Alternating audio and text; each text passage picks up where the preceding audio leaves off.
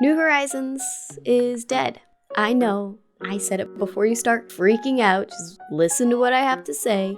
I still play the game and I'm having a great time. But let's face the fact. It's a dead game because it's hard to find people that care about it.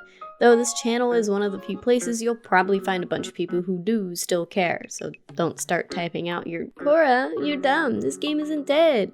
Turnip Exchange doesn't have the traffic it used to have. Animal Crossing bot wait times went from 4 hours to 5 minutes, and it seems impossible to get anyone to respond to your offer on Nookazon. The reality is, updates for this game are completely done. The few that we've had were great. But now that it's been an entire year since 2.0 was released, all the new stuff has officially been introduced into the game. For those of us who didn't time travel and get all the new stuff right away. Anyway, the rest of you experienced it immediately and have been dealing with no new content since last November. Up to your own judgment if that's Nintendo's fault or your own fault.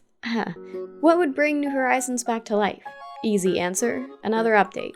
But this is Nintendo. They don't have the manpower or want to make a bunch of content for free. Their development teams are busy working on other games like Splatoon. They don't have time to drip feed us content while making no money in the process. Would you want to work for free? No, I didn't think so. The only way Animal Crossing would continue to get content is through more paid DLC, or everyone's favorite word, microtransactions. Yes, I checked, it is one word. Microtransactions are the norm in the gaming world now. Seems like every game has some kind of in-game purchase option, whether it's a DLC with extra content, or a battle pass that has cool stuff like skins, loot boxes, the usual stuff you pay way more than $60 for the free game that you've been playing.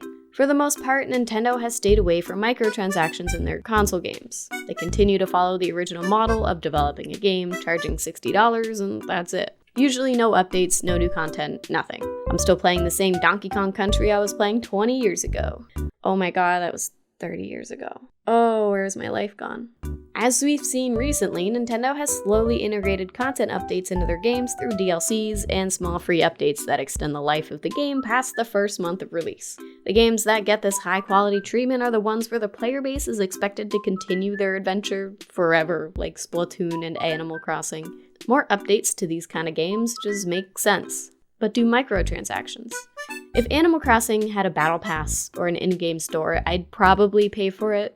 But it's Animal Crossing. I'm biased. I'm grateful it doesn't, or I would be completely broke living in the box that Lolly threw away when I I'd be completely broke living in the box that Lolly threw away. Why is this so hard?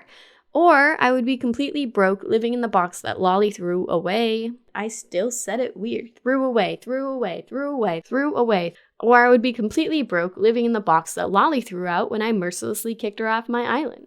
However, these tiny in-game transactions have gotten a bad rap. Some say they feel a bit, maybe predatory is a harsh word, rip-off? They feel like a rip-off. A lot of gamers don't feel like they get value for what they pay for. With New Horizons, we just want more updates. More furniture, more clothes, more mechanics, looking at you mini-games. We shouldn't be paying for most of these. Imagine locking farming behind a paywall. That would have been completely awful. Sorry, you can't grow a tomato unless you pay Nintendo $40.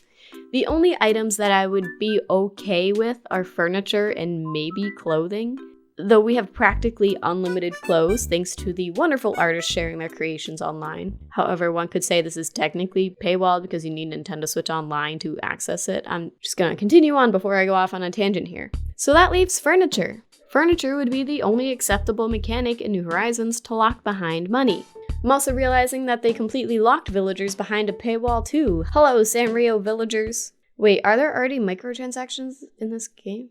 No, stop. No, that's not what this video is about. Furniture would be the one thing I would pay for in this game, other than the stuff that I've already paid for in this game, which is exactly what Pocket Camp is charging for. For those of you who don't know, Pocket Camp is Nintendo's version of mobile Animal Crossing. The game is completely free to play, but like every other mobile game that has ever existed, it is riddled with the ability to pay for things. This is something we've come to expect with apps, but not our console games, especially the ones that we've already dropped $60 on. The furniture is nice in Pocket Camp though. I'm not a huge fan of the app because it doesn't really spew the same Animal Crossing vibes as the mainline games, but the furniture, ooh, that's probably the one thing it does right in my book. And all the pieces are so beautiful, so well designed. Oh, it just goes to show that paying for something really makes the developers want to deliver.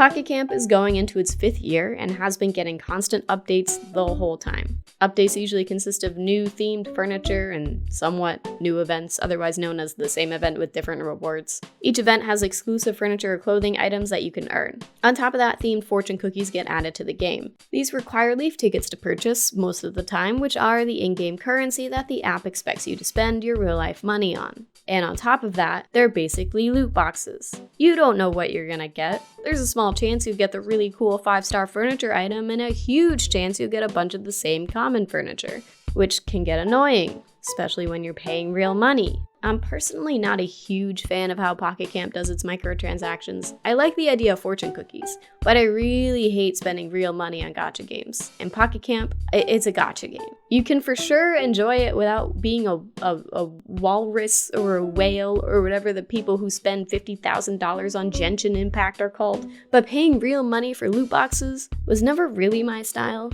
I'd much rather pay with my time, which is probably worse. Rather than grinding out leaf tickets in the game, I could be making a video or doing something else productive like coloring in a coloring book. But instead I procrastinate and all my videos end up being late and I have an empty, uncolored coloring book. Pocket Camp doesn't hold the microtransactions I want. The only thing I think I would take in New Horizons is some sort of battle pass. I'm obsessed with battle passes in game. I think it's because it gives me a reason to play, like there's a goal to work towards. Disney Dreamlight Valley. I'm kind of over it at this point until another update is released, but the only thing that keeps me coming back right now is the Battle Pass. This grindy as hell path with exclusive furniture, clothes, kind of clothes because you can get these cute black kitten ears, but also I found white kitten ears in Scrooge's store and now I don't know why I paid real money for them, and exclusive furniture. Honestly though, these Raven wings, totally worth all the moonstones I spent on the Star Path. The Battle Pass is the thing that keeps me playing Fall Guys, Valorant, Sea of Thieves. You pay a small amount for exclusive items, but it gives you something to do in the meantime. The only downside is that now all I want to do is play the game, so I get my money's worth. Is that a downside though? I mean, unless you're not eating or like drinking water, doing lifely duties, yeah, okay, it could be a downside. The more I think about it, the more I'm not really sure what I would want for New Horizons. I don't want to pay for furniture. That would make people feel left out from all the cool stuff, especially when this game is literally all about the furniture and decorating. It's bad enough that people who don't have NSO can't get these cool custom designs. Taking exclusive, amazingly designed furniture away from them would be a sin. And we don't want to be sinners here, no. Maybe if they just threw seasonal items in a battle pass, people wouldn't feel as left out. I don't know. It's microtransactions, you really can't win. New Horizons just doesn't feel like the correct platform for microtransactions, and Nintendo's history doesn't really support any kind of updates for an extended period of time. Only recently have they started adding consistent updates to lifelong games like Splatoon and Animal Crossing. Splatoon does have a battle pass included, but it's free. No real money required except for paying for the game, of course. It's a way to keep people playing between updates, though I have a whole other month to wait for the next Splatoon update. This is something Animal Crossing really needs, or even needed. I understand not being able to do constant updates all the time, even I hate working for free and I do YouTube for a living. Rough life, I know. But looking back, that's all the bulk of New Horizons player base was waiting for. New stuff to keep us busy until the next update. Imagine having to pay for Brewster. I would have been shedding tears as I typed my credit card information into the eShop. I guess after all my ranting, no. Animal Crossing probably won't see microtransactions outside of its mobile counterparts. Or counterpart, since Pocket Camp seems to not be dying anytime soon.